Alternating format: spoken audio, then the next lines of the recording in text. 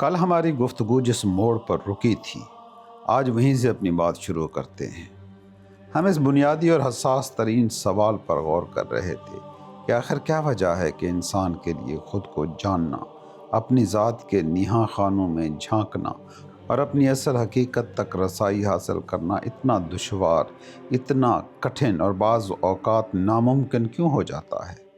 ہم نے کل سیلف ریئلائزیشن یا عرفان ذات کی راہ میں حائل چند رکاوٹوں کا ذکر کیا تھا، لیکن آج میں جس رکاوٹ کا ذکر کرنے جا رہا ہوں وہ شاید ان سب میں سب سے بڑی، سب سے طاقتور اور سب سے قدیم دیوار ہے جو انسان اور اس کی روح کے درمیان کھڑی ہے، اور وہ دیوار ہے ہمارے اپنے حواس کی، ہماری اپنی سینسز کی۔ اس بات کو ذرا گہرائی میں سمجھنے کی کوشش کرو، غور کرو انسان کی ساخت کیسی ہے۔ نیچر نے ہمیں جو حواس عطا کیے ہیں، جو ذریعے ہمیں دنیا کو جاننے کے لیے دیے گئے ہیں، ان کی بناوٹ ہی کچھ ایسی ہے کہ ان کا رخ صرف اور صرف باہر کی طرف ہے۔ یہ سارے آؤٹ ورڈ باؤنڈ ہیں۔ یہ ایک عجیب و غریب ٹریجڈی ہے جس کے گرفتار سب ہیں۔ ہماری آنکھیں صرف باہر کے مناظر دیکھ سکتی ہیں، یہ اندر کی طرف نہیں مڑ سکتی۔ کان صرف باہر سے آوازوں کو ڈیٹیکٹ کر پاتے ہیں، یہ اندر کے شور یا اندر کی خاموشی کو سننے سے قاصر ہے۔ ہاتھ باہر موجود چیزوں کو چھوتے ہیں، زبان باہر کے ذائقوں کو چکھتی ہے، ناک باہر کی خوشبوؤں کو محسوس کر پاتی ہے۔ جب ایک بچہ دنیا میں آتا ہے تو اس کا پہلا تعارف، اس کا پہلا رابطہ باہر کی دنیا سے ہوتا ہے۔ اسے بھوک لگتی ہے تو دودھ باہر سے آتا ہے، اسے پیاس لگتی ہے تو پانی باہر سے ملتا ہے، اسے تحفظ چاہیے تو تحفظ ماں کی گود سے ملتا ہے۔ اس کی پوری تربیت، اس کی پوری نشو و نما اسی بنیاد پر ہوتی ہے کہ زندگی باہر ہے، سکون باہر کی چیزوں میں ہے، پیاس سے نجات، بھوک سے آزادی باہر ہے، خوشی باہر کے کھلونوں میں ہے۔ ہم بچپن ہی سے ایک ایسے دھوکے کا شکار ہو جاتے ہیں کہ جو کچھ بھی حاصل کرنا ہے وہ باہر موجود ہے، اور اس مسلسل مشق کا نتیجہ یہ نکلتا ہے کہ اندر ویران ہو جاتا ہے۔ ہمیں کبھی بتایا ہی نہیں جاتا، کبھی سکھایا ہی نہیں جاتا کہ آنکھیں بند کر کے بھی کچھ دیکھا جا سکتا ہے۔ ہمیں لگتا ہے کہ اگر آنکھ بند کر لی تو اندھیرا ہو جائے گا، حالانکہ حقیقت یہ ہے کہ اصل روشنی کا سفر شروع وہیں سے ہوتا ہے جہاں باہر کی بینائی ختم ہوتی ہے۔ اب سوال یہ پیدا ہوتا ہے کہ اندر کیا ہے؟ اندر ایک گہرا سناٹا، ایک ازلی خاموشی ہے، اور باہر کیا ہے؟ باہر ایک شور ہے، ایک ہنگامہ ہے، ایک نہ ختم ہونے والا میلہ ہے، اور انسان کی فطرت ہے کہ وہ شور کی طرف بھاگتا ہے، کیونکہ خاموشی اسے ڈراتی ہے۔ خاموشی میں اسے اپنا آپ، اپنی تنہائی کا سامنا کرنا پڑتا ہے جس سے وہ گھبراتا ہے۔ مگر یاد رکھنا، ذہن، یا یوں کہہ لیں کہ انسانی نفسیات کا ایک بہت ہی دلچسپ اور بنیادی اصول ہے: تم کو وہی سنائی دیتا ہے جو تم سننا چاہتے ہو، وہی دکھائی دیتا ہے جس کی طلب اندر تڑپ رہی ہوتی ہے۔ تمہارے کان صرف ان آوازوں کو رجسٹر کرتے ہیں جن کے لیے تمہارا دماغ تیار ہوتا ہے۔ تم نے وہ پرانی حکایت تو سنی ہوگی نا، کہتے ہیں ایک بار دو فقیر ایک انتہائی مصروف بازار سے گزر رہے تھے۔ بازار بھی کیسا، جہاں ٹریفک کا شور، دکانداروں کی آوازیں، گاہکوں کی تکرار اور گاڑیوں کے ہارن کا ایک طوفان مچا ہوا تھا۔ اچانک ان میں سے ایک فقیر رکا اور دوسرے سے کہا، ٹھہرو، اذان کی آواز ہو رہی ہے۔ دوسرے درویش نے حیرت سے اسے دیکھا اور کہا، کمال کرتے ہو تم بھی، اتنا شور و غل ہے، پاس کھڑے شخص کی بات سننا محال ہو رہا ہے، تمہیں دور سے مسجد سے آتی ہوئی دھیمی سی اذان کی آواز کیسے سنائی دے رہی ہے؟ تمہارا وہم ہوگا۔ پہلے درویش نے مسکراتے ہوئے کہا، تم نہیں مانتے؟ چلو تمہیں میں ابھی ثابت کر کے دکھاتا ہوں کہ انسان صرف وہی سنتا ہے جو وہ سننا چاہتا ہے۔ یہ کہہ کر اس نے اپنی جیب سے ایک چھوٹا سا دھاتی سکہ نکالا۔ بازار پوری طرح اپنے شور میں ڈوبا ہوا تھا، ہر طرف ہنگامہ تھا۔ درویش نے وہ سکہ چپکے سے پکی سڑک پر اچھالا۔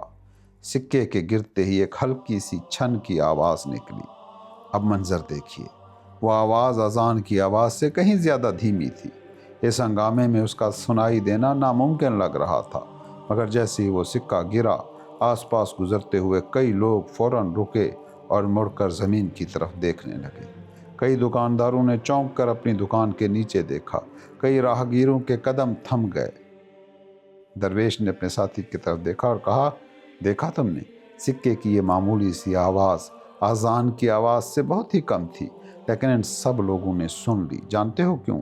کیونکہ ان کا دھیان، ان کی توجہ، ان کی روح کی گہرائیوں میں بسی ہوئی طلب پیسے میں اٹکی ہوئی ہے۔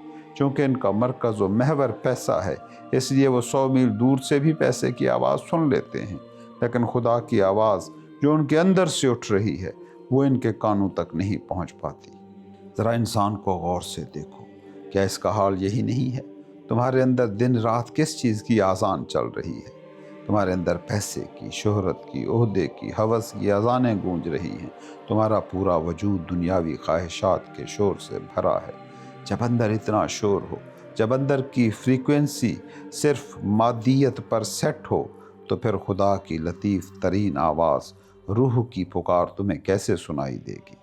خدا تو بول رہا ہے، ہر چیز میں بول رہا ہے، ہر پل میں بول رہا ہے۔ کائنات کا ذرہ ذرہ اس کی گواہی ہے، مگر ہمارا ریسیور خراب ہے، ہماری ٹیوننگ کسی اور اسٹیشن پر لگی ہوئی ہے۔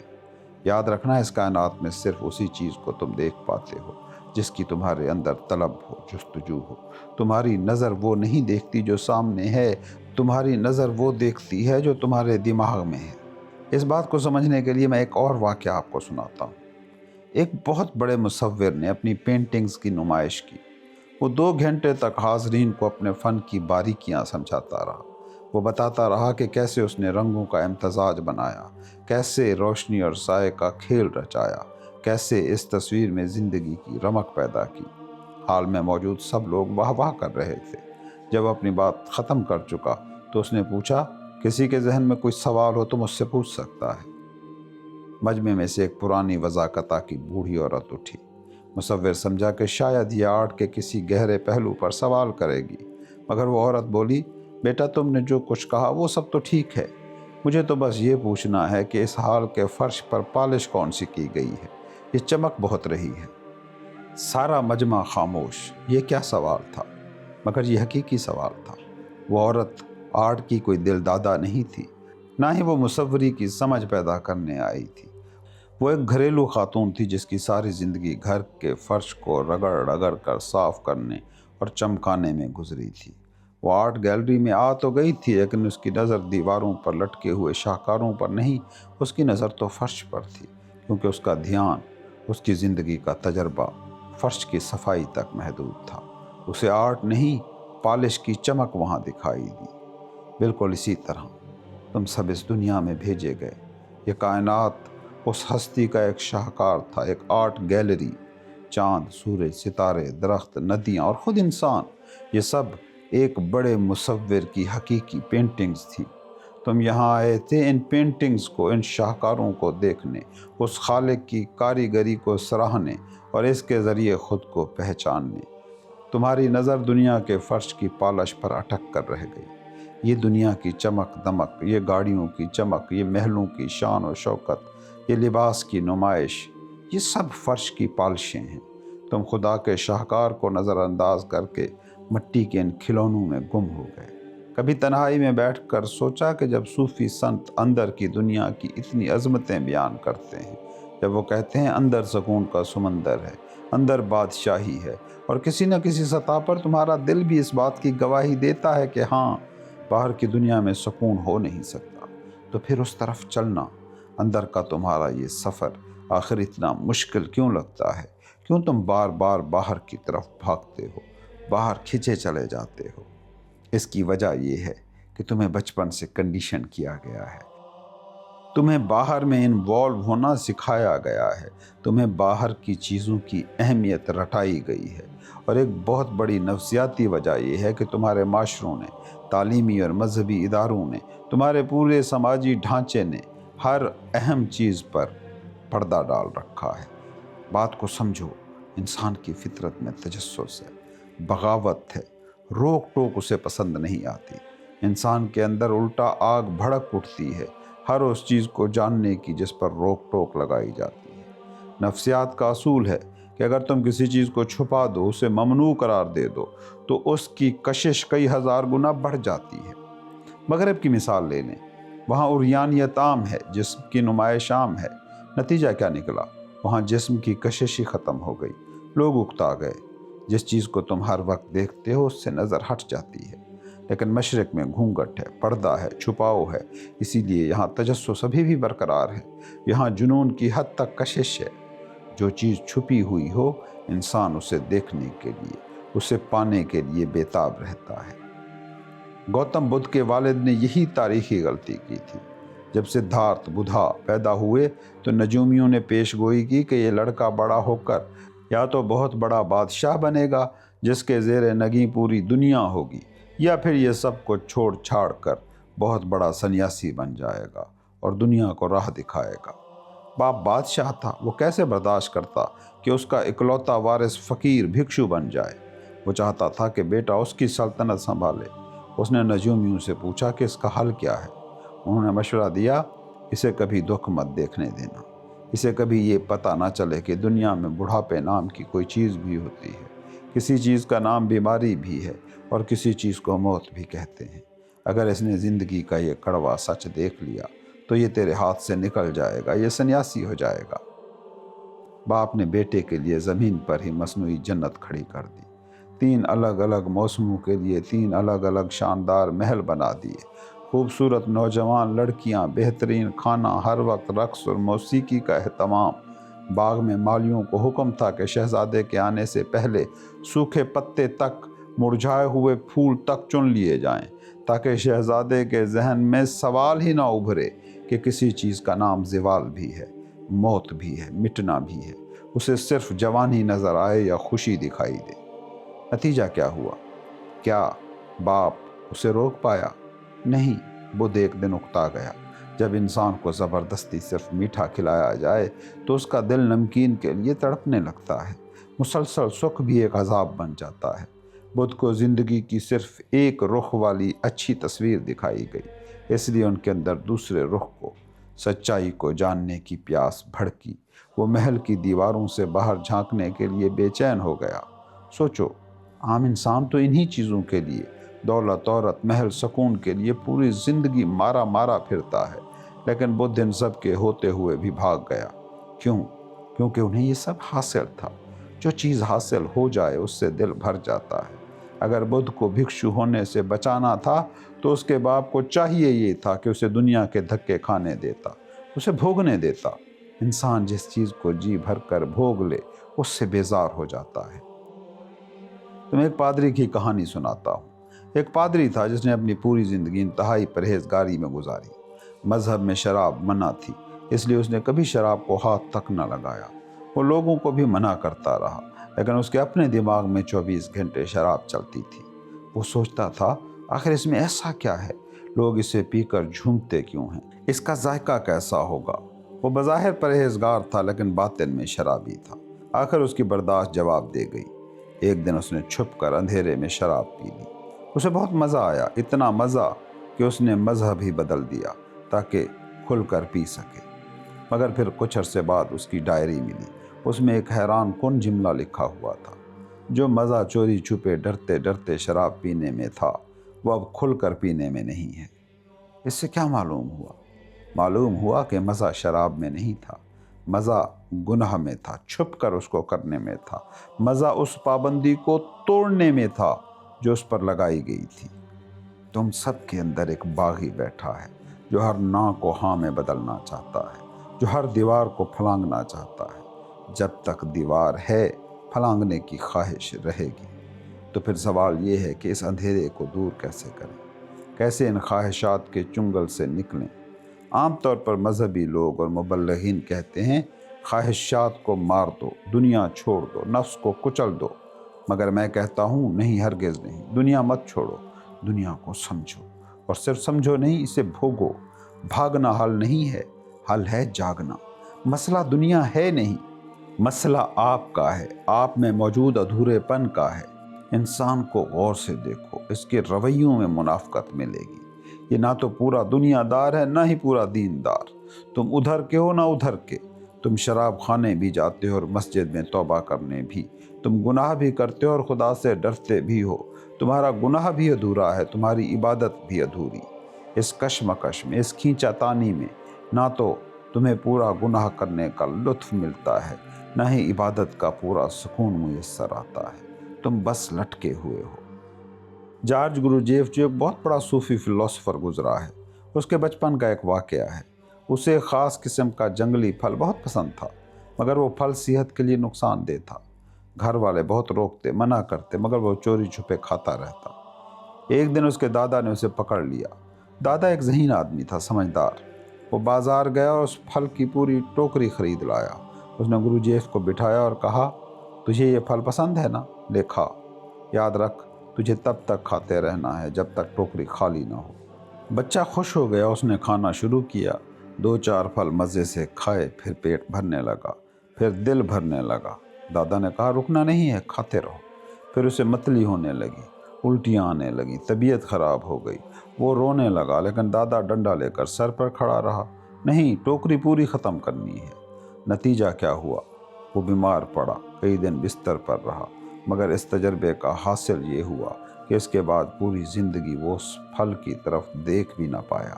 اسے اس پھل سے نفرت ہو گئی۔ یہ ہے بھوگنے کا فلسفہ۔ انسان کی خواہشات بھی ایسی ہی ہیں۔ تم تھوڑا تھوڑا کر کے بھوگتے ہو، چوری چوری بھوگتے ہو، اس لیے بھوک کبھی مٹتی نہیں بلکہ اور بڑھتی رہتی ہے۔ میں تو یہ مشورہ دوں گا کہ ایک بار، صرف ایک بار مکمل ہوش کے ساتھ، پوری توجہ، اویئرنیس کے ساتھ اس کام کو کرو جس میں تمہیں کشش لگتی ہے۔ اگر کھانے کا شوق ہے تو ایسے کھاؤ کہ بس کائنات میں تم رہ جاؤ اور کھانا رہ جائے۔ ٹی وی بند کر دو، موبائل سائڈ پر رکھ دو، نوالے کو دیکھو، اسے چھوؤ، اس کی خوشبو لو، اسے منہ میں رکھ کر اس کا ذائقہ محسوس کرو، اسے چباؤ، پورے دھیان، پوری آگہی کھانے پر لگا دو۔ تم حیران ہو جاؤ گے کہ جب دھیان، اٹینشن کھانے میں شامل ہو جائے تو پیٹ بہت جلد بھر جاتا ہے، اور سب سے بڑی بات، اس کی ہوس بھی ختم ہو جاتی ہے۔ ہوش، اویئرنیس کی روشنی میں خواہش پگھل جاتی ہے، غفلت میں خواہش بڑھتی ہے۔ اس بات کو سمجھو، کچے پھل کو اگر درخت سے زبردستی توڑو گے تو درخت کو بھی زخم لگے گا، پھل کو بھی تکلیف ہوگی، اور اس ٹوٹی ہوئی شاخ سے دودھ رستا ہے جو دراصل درخت کا خون ہے۔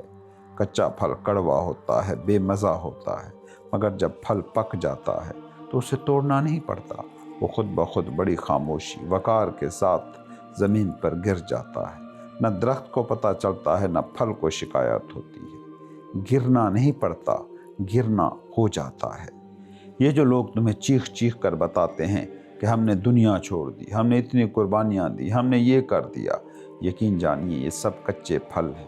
انہوں نے دنیا چھوڑی نہیں، ان سے زبردستی چھڑوائی گئی ہے، یا انہوں نے خود پر جبر کیا ہے۔ دنیا ان کے اندر سے نہیں نکلی، یہ موقع ملتے ہی کل پھر واپس اسی دنیا کی طرف بھاگیں گے، کیونکہ ان کی پیاس باقی ہے۔ شیکسپیئر نے کہا تھا، پک جانا ہی سب کچھ ہے، رائپنیس از آل۔ اپنے تجربے سے گزرو، کسی کتابی بات پر، کسی مولوی یا پنڈت کے کہنے پر مت چھوڑو، خود دیکھو، اپنی آنکھ سے دیکھو کہ کیا اس دنیا کی چیزوں میں، اس پیسے میں، اس شہرت میں، ان تعلقات میں، ان رشتوں میں واقعی وہ سکھ موجود ہے جو تم ڈھونڈ رہے ہو۔ جب تم پوری آنکھ کھول کر، پورے ہوش، پوری دیانتداری سے دنیا کو دیکھو گے تو پاؤ گے کہ یہاں سوائے دکھ، فریب اور کھوکھلے پن کے کچھ نہیں۔ یہ اندر سے خالی ہے۔ جس لمحے، جس مبارک گھڑی تمہیں یہ سمجھ آ جائے، اسی لمحے تمہارے ہاتھ سے دنیا کے کھلونے خود گر جائیں گے۔ چھوڑنا نہیں پڑے گا، خود چھٹ جائیں گے۔ تمہاری مٹھی کھل جائے گی، وہ مٹھی جو پتھروں سے بھری ہوئی ہے، اب ہیروں کو تھامنے کے لیے خالی ہوگی۔ اور جب یہ ہوگا، جب باہر کا شور تھمے گا، جب باہر کی کشش اپنی موت آپ مرے گی، پھر ہوگا معجزہ۔ وہ توانائی، وہ انرجی جو دریا کی طرف باہر بہہ رہی تھی، جو ضائع ہو رہی تھی، وہ واپس مڑے گی، وہ اپنی اصل کی طرف، اپنی بنیادوں کی طرف لوٹے گی۔ تمہاری توجہ کا رخ باہر سے اندر کی طرف مڑے گا، اور تب اس گہری خاموشی میں وہ دیا جو برسوں سے، صدیوں سے اندھیرے میں پڑا تھا، اچانک روشن ہو جائے گا۔ تم اپنے آپ کو پالو گے، تم اپنی حقیقت کو جان لو گے۔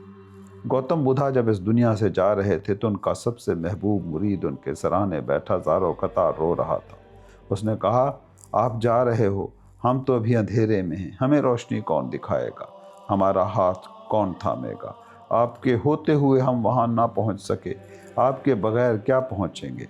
बुद्ध ने अपनी आखिरी सांसों में उसे ये जवाब दिया, अपने दिए आप बनो। बुद्ध ने कहा था, मेरी रोशनी तुम्हारे काम ना आएगी, मेरा तजर्बा मेरा है, वो तुम्हारे लिए सिर्फ उधार का इल्म है। तुम्हें खुद अपने अंदर का सफ़र करना होगा, बाहर की बिसाकियाँ छोड़कर किसी मसीहा का इंतज़ार न करना, अपने होश को जगाना, अपनी शम्मा को जलाना। जिस दिन तुम जाग गए, जिस दिन तुम्हारे अंदर का सूरज तलू हुआ, उस दिन अंधेरा हमेशा हमेशा के लिए ख़त्म हो गया, क्योंकि सूरज के निकलने के बाद रात की कोई हस्ती, कोई वजूद बाकी नहीं रहता।